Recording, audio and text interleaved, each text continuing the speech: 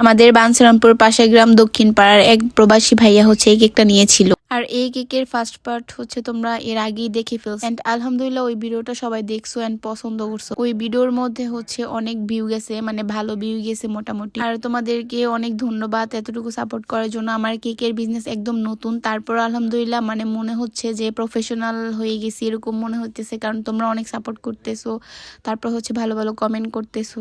তো যাই হোক, এভাবেই সবাই সাপোর্ট করবা। আর এই কেকটা হচ্ছে দক্ষিণ পাড়ার এক প্রবাসী ভাইয়া তার ওয়াইফের জন্য নিয়েছিল, আমি বলছিলাম এর আগের ভিডিওতে।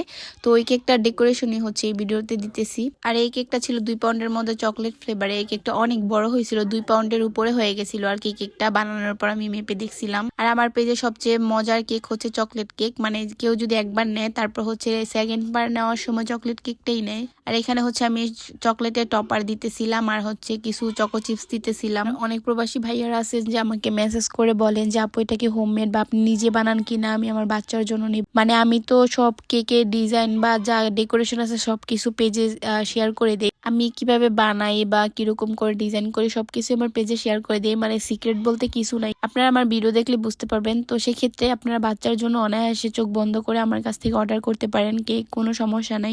এই কেকটা অর্ডার করছিল উনি ওনার ওয়াইফের জন্য একটা লেখা লিখতে বলছিল, তো ওইটা লেখার মানে লেখাটা অনেক মজার ছিল, আপনারা দেখলে বুঝতে পারবেন।